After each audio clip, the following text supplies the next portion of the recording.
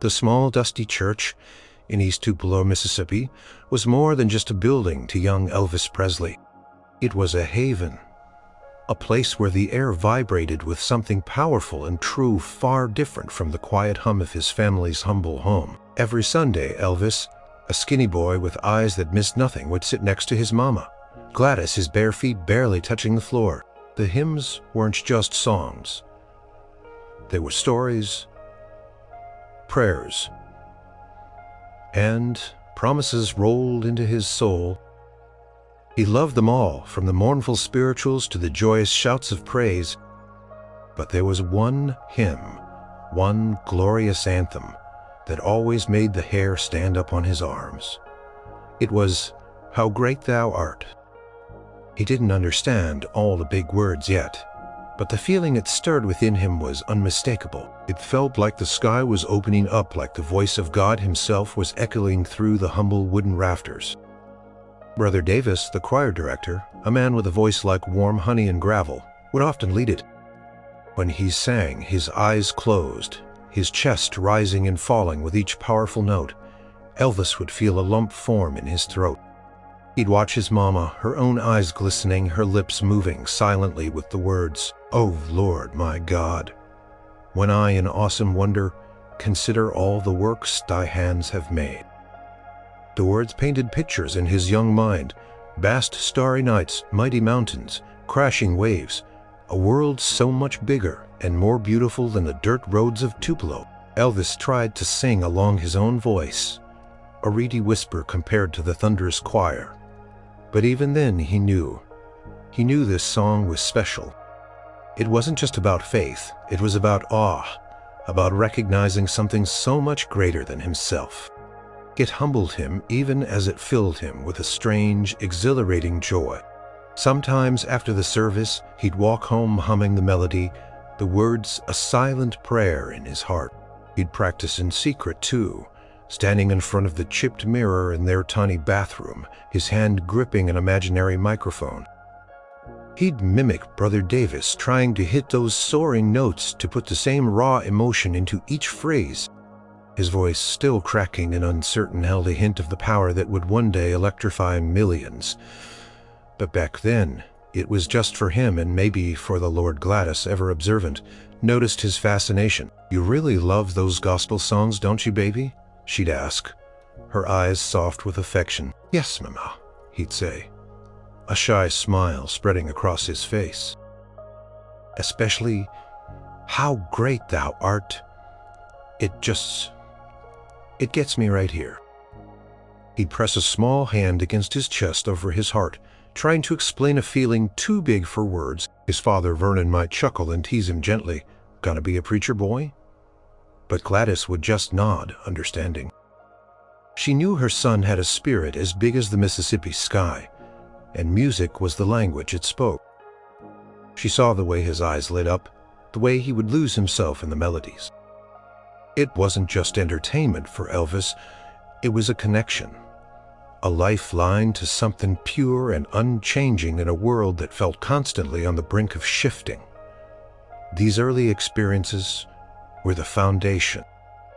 The seeds of faith and the love for gospel music, particularly "How Great Thou Art," were planted deep in Elvis's young heart. They would grow sometimes quietly, sometimes bursting forth through all the dizzying twists and turns his life would take. The small church, the powerful voices, and that one particular song laid the groundwork for a spiritual journey that would define a part of the man he was to become.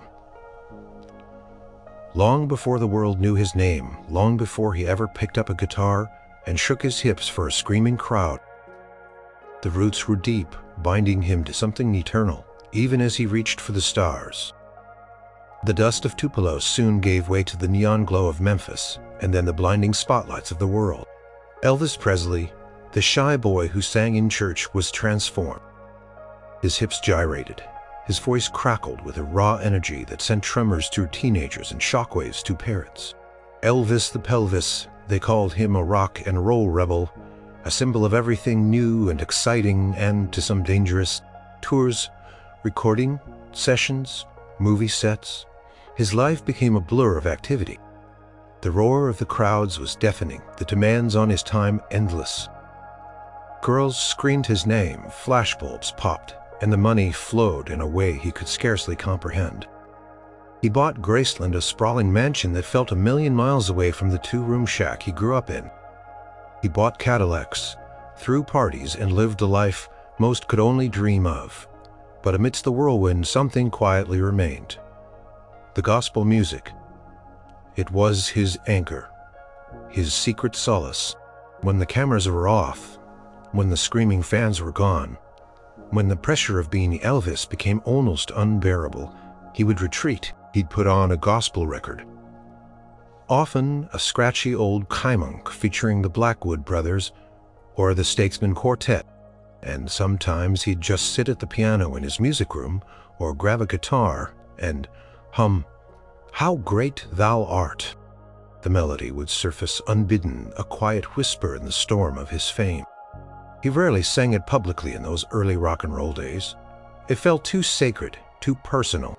It was a bridge back to the small church in Tupelo, to his mama's gentle hand, to a time when life was simpler, before the weight of the world pressed down on his young shoulders. His bandmates, the famous Scotty Moore and Bill Black, knew about his love for gospel.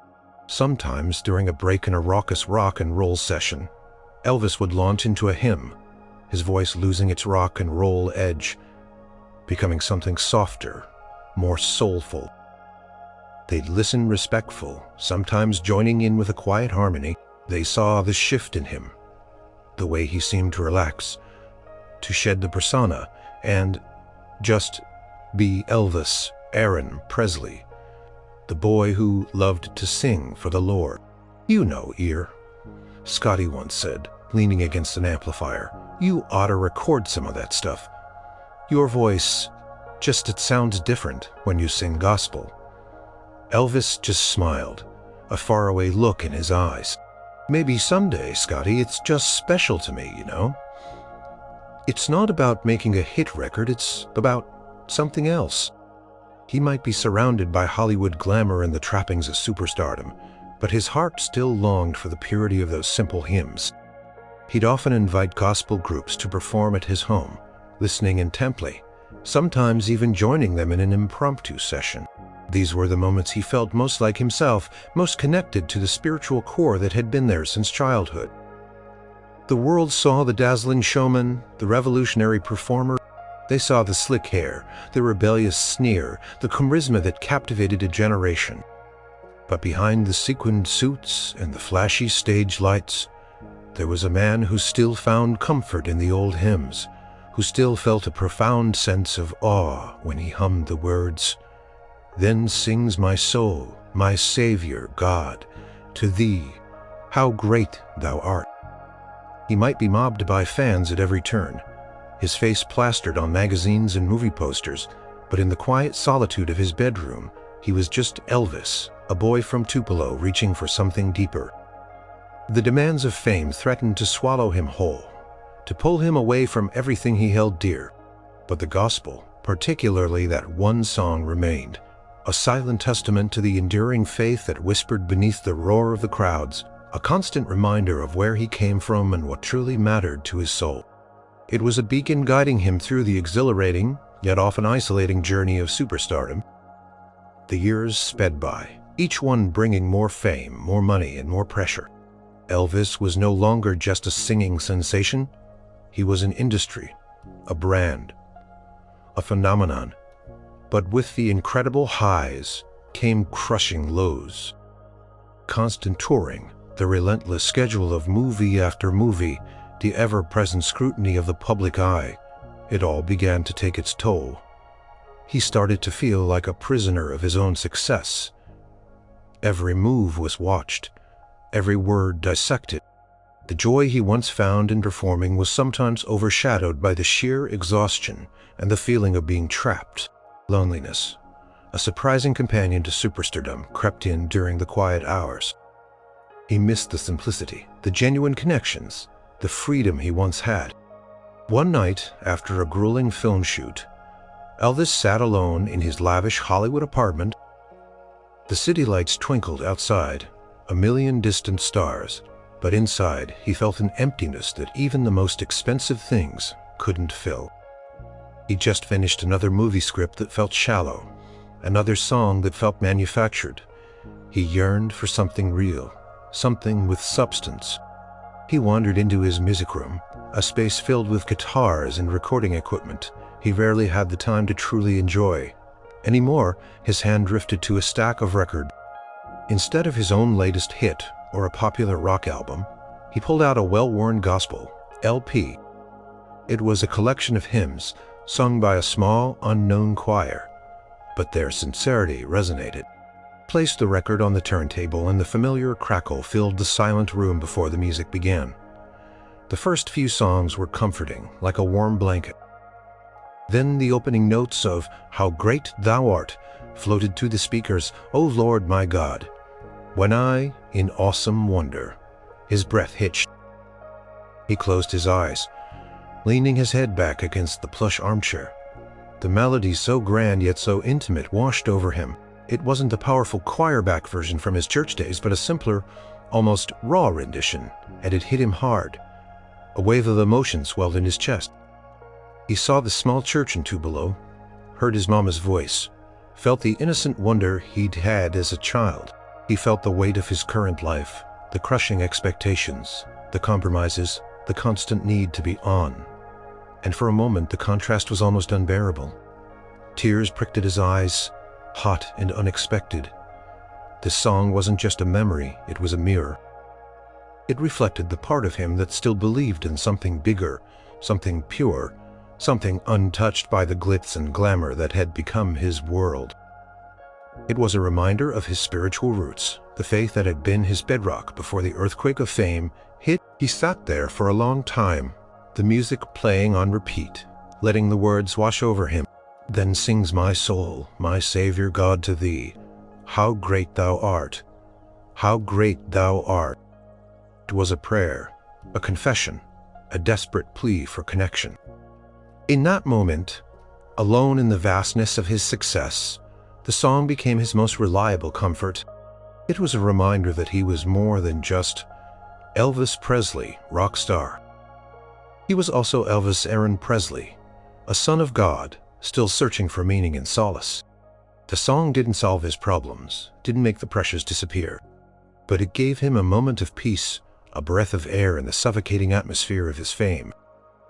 It reminded him that there was a place he could go, a feeling he could tap into where none of the worldly concerns mattered.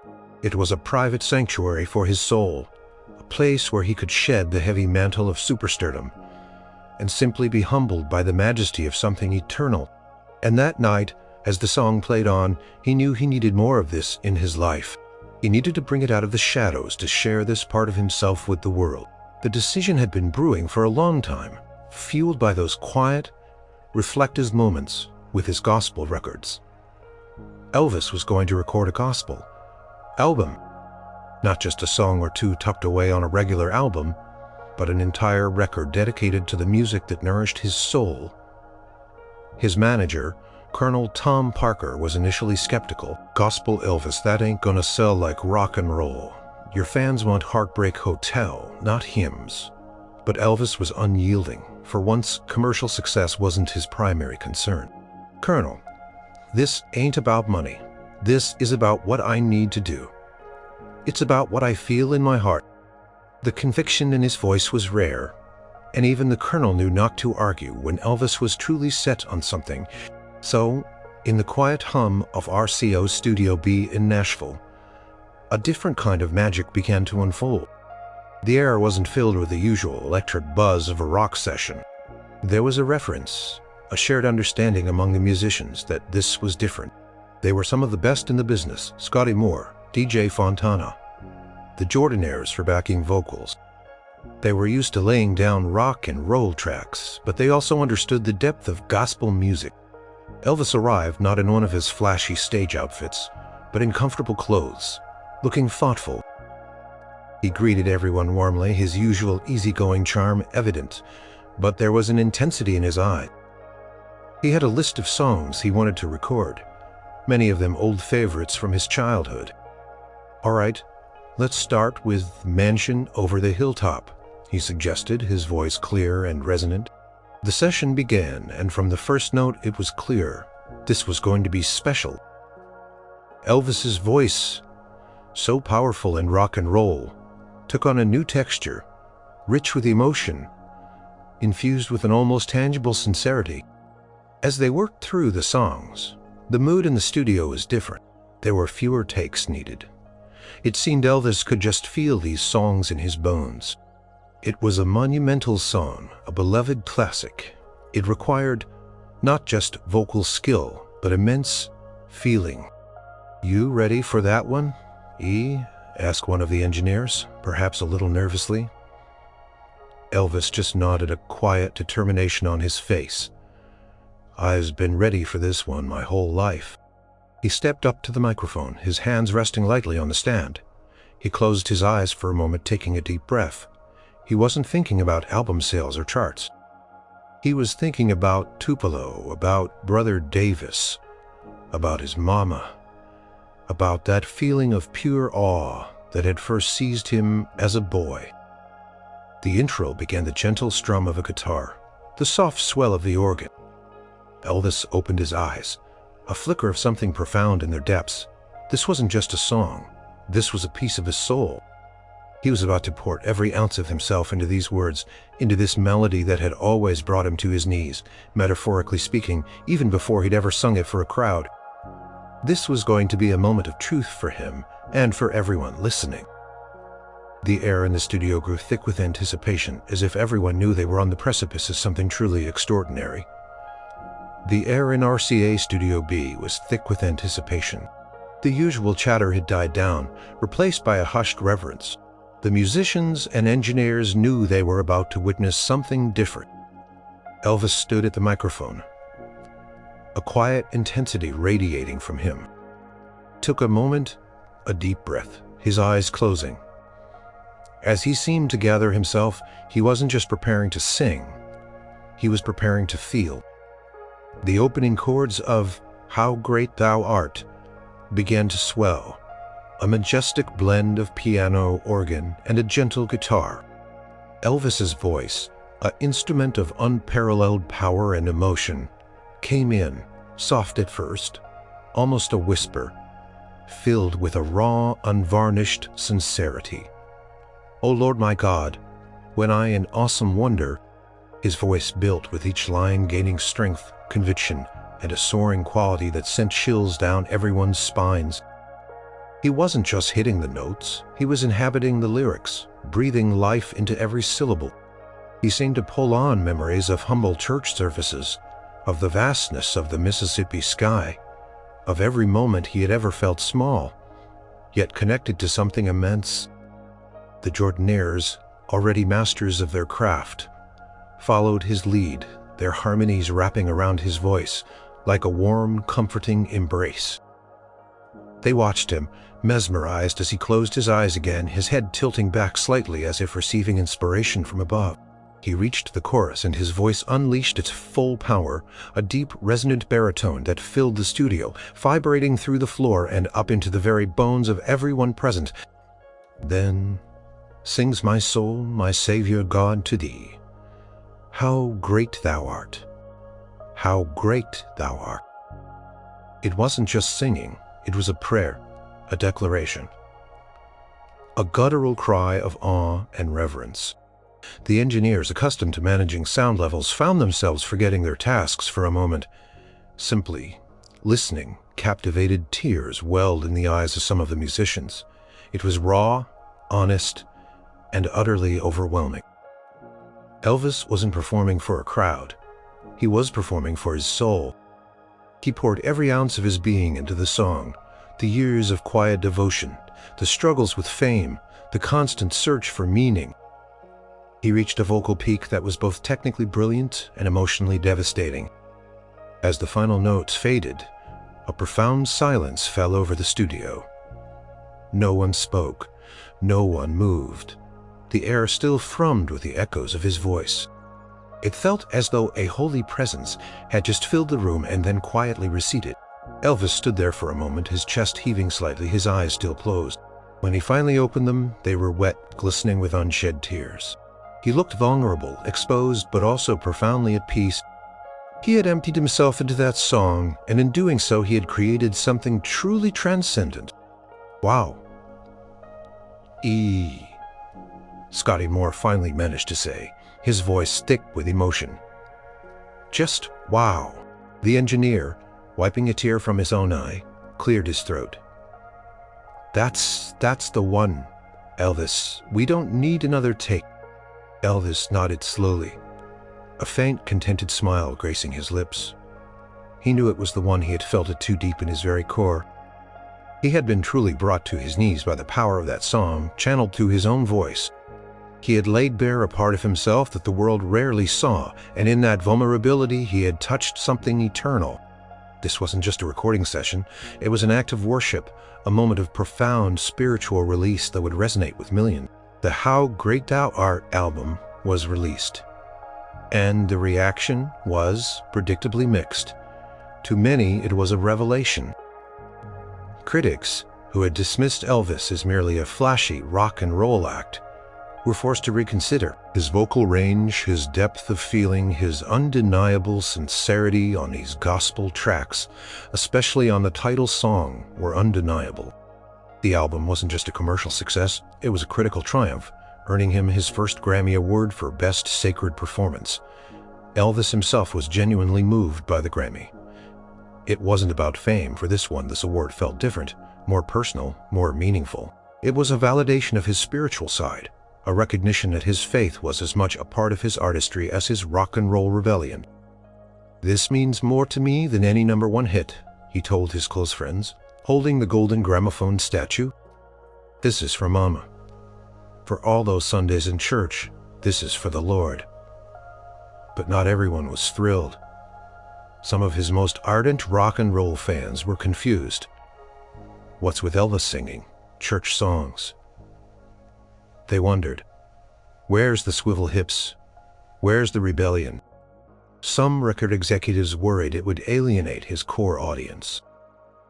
There were whispers that he was losing his edge, going soft. "You gotta get back to the real stuff, E?" Colonel Parker would sometimes grumble, always with an eye on the bottom line. People want the Elvis they know. Elvis, however, stood his ground. "The Elvis they know is also this Elvis, Colonel. This is just another side of me. It's who I am." He understood the confusion, but he refused to apologize for expressing this part of himself. He saw it as a necessary balance. The wild energy of rock and roll was exhilarating, but it also needed a grounding force. Gospel music was that force. It was the roots from which his magnificent artistic tree grew. Talked about it in interviews, sometimes hesitantly, sometimes with a clear passion. "I love rock and roll. Don't get me wrong, but gospel music, it's my lifeblood. It's been with me since I was a little boy. It's where I get my strength, my inspiration." He made it clear that singing gospel wasn't a phase or a gimmick. It was integral to who he was. He wasn't just performing the songs, he was living them, believing them. And that conviction resonated with millions who might not have understood his rock and roll, but who understood the language of faith, the How Great Thou Art album. And particularly, the song itself cemented his place, not just as a music icon, but as an artist with profound spiritual depth. It broadened his appeal, drawing in new listeners who were touched by his sincerity. It also served as a powerful testament to the fact that an artist could be multifaceted, capable of electrifying a stage with rock and roll passion and simultaneously moving hearts with the humble power of a hymn. The backlash, though present, was dwarfed by the outpouring of love and respect for his brave artistic and spiritual declaration. He had taken a risk, revealing a deeply personal part of himself, and the rewards, both personal and professional, were immeasurable. The year was 1970, and Elvis Presley was back on stage, electrifying audiences in Las Vegas. He had shed the movie star persona of the 60s and embraced the raw power of live performance once more.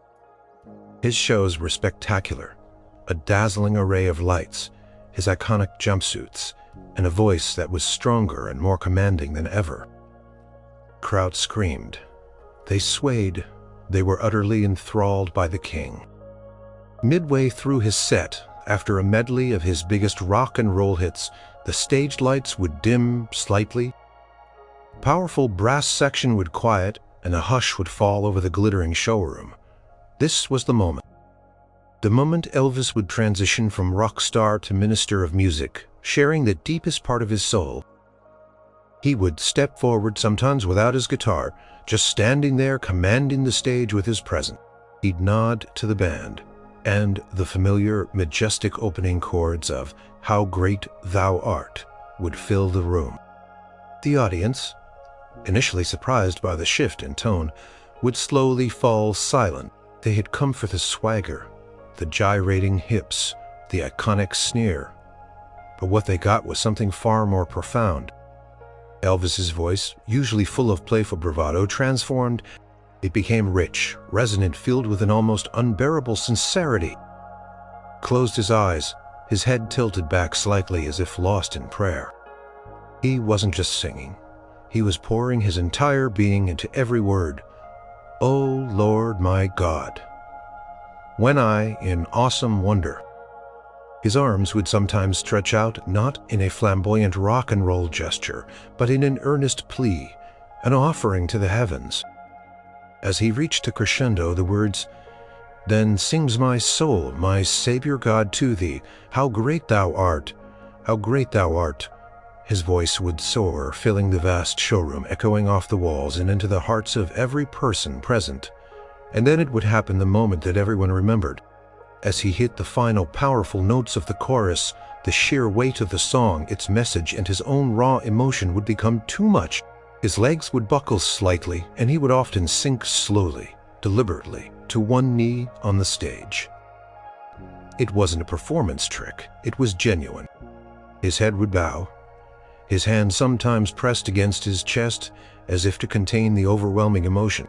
He was brought to his knees literally by the power of the song. It was an act of surrender, of profound humility in the face of the divine. Collective gasp would ripple through the audience, followed by an immediate, almost spiritual silence. The roar of applause that usually followed his songs was replaced by a reverent hush, sometimes broken by quiet sobs. People were crying, moved to their core by the raw vulnerability and spiritual power emanating from the king. He would stay there for a moment, head bowed, before slowly rising, his eyes still glistening with tears, a look of profound peace and exhaustion on his face. The audience would erupt then, not in a rock and roll frenzy, but in a thunderous applause of awe and respect, a standing ovation that lasted for minutes. They had witnessed not just a performance, but a true spiritual experience. For Elvis, those moments were sacred.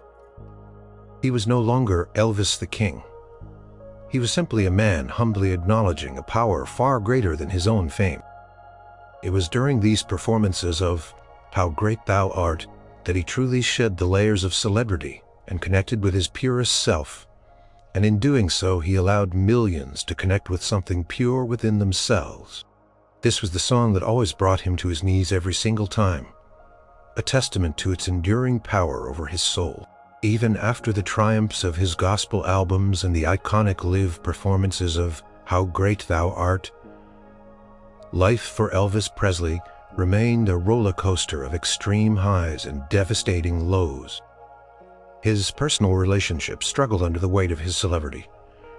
His health began to decline, and he often felt isolated, despite being surrounded by an entourage. The glitz of Las Vegas and the demands of touring became more taxing. There were moments of profound loneliness, periods of self-doubt that gnawed at his confidence. He sought solace in various ways, some healthy, some not. But through it all, one constant remained: his faith and the gospel music that expressed it. In the quiet hours at Graceland, when the house was still and the weight of the world felt heaviest, Elvis would often retreat to his music room or simply sit by himself in the living room. He'd put on a gospel record, or sometimes he'd just sing softly to himself, without an audience, without a microphone, just his voice and his heart. How Great Thou Art was always there. It was the song he turned to when he felt lost, when he needed a reminder of something bigger than himself, something that offered hope and forgiveness. It was his anchor in the turbulent waters of his life. There were nights when sleep wouldn't come, and the anxieties would swirl around him like a dark cloud. He'd find himself humming the melody, then whispering the words, "When Christ shall come with shout of acclamation and take me home, what joy shall fill my heart." It was a comfort, a prayer for deliverance, a longing for peace. His close friends and family, those who truly loved him, understood his deep connection to gospel. They saw how he would light up when discussing scripture, how his eyes would soften when listening to a hymn. It was a side of Elvis that the public rarely saw, a private spiritual journey that sustained him through his darkest days. Sometimes he would gather his inner circle in the living room, and they would sing gospel songs together, just for pleasure, just for the feeling it brought. In those moments, he wasn't the king of rock and roll. He was just Elvis, a man seeking solace, finding strength in shared faith and melody. He'd sing lead, his voice still incredibly powerful, sometimes cracking with emotion. How Great Thou Art was more than just a performance piece for him. It was a personal creed. It reminded him that even with all his worldly possessions and unparalleled fame, he was still just a human being, dependent on a higher power. It grounded him, pulling him back to his humble roots, to the simple, pure faith he learned as a boy. The struggles were real, the pain often profound. But the song, with its soaring message of divine majesty and grace, was a constant source of comfort. It was a reminder that even in his darkest moments there was a light, a hope, a promise of something beautiful beyond the trials of life. It was the song that connected him to his true self, the boy from Tupelo who believed in the incredible power of a loving God, even as the world tried to pull him in a million different directions. It truly brought him to his knees, not just on stage, but in the quiet solitude of his soul, offering a profound sense of peace amidst the chaos. As the years passed, Elvis's bond with How Great Thou Art only deepened. It became an integral part of his identity, a cornerstone of his legendary concerts, a beacon that shone through his spiritual journey. Even as his health continued to decline and his personal struggles intensified, the power of that particular hymn never faded for him. He performed it countless times in countless cities, and each performance was a testament to its enduring hold on his heart. The moment he dropped to his knee, lost in the emotion of the song, became one of his most iconic and revered stage gestures. It transcended mere showmanship. It was an authentic outpouring of devotion that captivated audiences. Worldwide, the song defined a crucial part of his legacy. While he was undoubtedly the king of rock and roll, his gospel recordings, especially How Great Thou Art, showed the world his incredible depth as an artist and as a human being. It revealed a spiritual vulnerability and conviction that resonated deeply with millions. It proved that the man who electrified the world with his raw sexual energy also possessed a profound humble faith. For his fans, How Great Thou Art became a cherished part of the Elvis experience. Many credit his rendition with introducing them to the song, or even to faith itself. It bridged divides, connecting devout churchgoers with rock and roll rebels, all united by the sheer beauty and power of his voice, expressing such profound sentiment, even when his voice might have wavered on other songs, or when the strain of his demanding life showed. How Great Thou Art almost always brought out the purest, most heartfelt performance from him. It was as if the song itself had a restorative effect on his spirit, pulling him back to a place of inner peace and strength. His musicians and entourage spoke of the unique atmosphere that surrounded him when he sang that song. It was like he was talking directly to God. His backing vocalist, Cheryl Nielsen, once said, "You could feel the Holy Spirit in the room." In his private moments, especially in later years, the hymn was a constant companion. When the lights were off and the accolades faded, the comfort of those words and that melody remained. It was a reminder of his roots, of his mother's faith, and of the enduring truth that had anchored him since childhood. It was a prayer whispered in the dark, a lifeline grasped when he felt himself drifting. The song didn't just win him another Grammy. It won him a place in the hearts of those who sought solace and meaning. It showcased his ability to transcend genres and expectations, to be both a revolutionary performer and a devout believer. It became a powerful symbol of his spiritual journey, a testament to the enduring power of faith and the human voice to express the inexpressible. How Great Thou Art wasn't just a song Elvis Presley sang. It was a song that sang through him, shaping his legacy and touching souls long after he left the stage for the last time. Elvis Presley passed away far too soon, leaving behind a legacy that continues to echo through generations. His music, his image, his cultural impact, they are undeniable. But among the rock and roll anthems and the movie soundtracks, the gospel music he loved so dearly, particularly How Great Thou Art, shines with a unique and enduring light.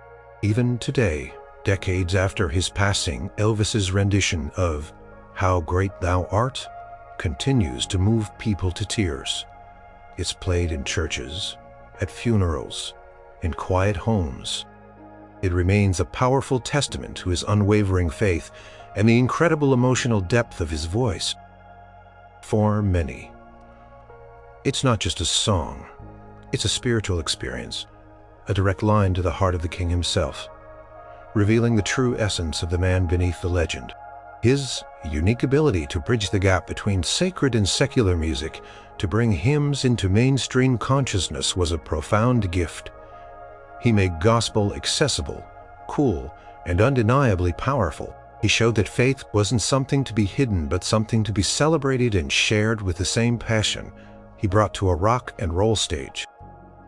The stories of Elvis being brought to his knees by How Great Thou Art live on, passed down by fans who witnessed those unforgettable moments. They are not just tales of a rock star's vulnerability, but anecdotes of a soul reaching for something greater, something pure and eternal. These moments, whether on stage or in the quiet of Graceland, represent the true core of Elvis Presley, a man who, despite all his worldly success and struggles, never forgot his spiritual roots. His connection to this song, from the humble church in Tupelo to the glittering stages of Las Vegas, tells a complete story of faith, struggle, and redemption. It shows how a simple melody and profound words learned in childhood can stay with a person through the wildest of journeys, becoming a source of comfort, strength, and unwavering truth. The How Great Thou Art album won him a Grammy, but its true reward was the peace it brought him and the solace it continues to bring to millions. It is a timeless piece of his discography, a part of his spirit etched into sound waves forever. When you hear his voice strong and clear, singing How Great Thou Art, you don't just hear a legendary performer, you hear the echoes of a young boy's wonder, a grown man's struggles, and a soul reaching out to the divine. You hear the purity of a faith that brought the king of rock and roll time and time again, humbly and completely to his knees. And in those echoes of grace, the spirit of Elvis Aaron Presley, the boy from Tupelo who loved his mama and his God, lives on a heartwarming reminder that even the biggest stars are just human beings, seeking connection to something truly great. His legacy is not just the music and the fame, but the enduring power of a song that touched his soul, and through him touched the souls of the world.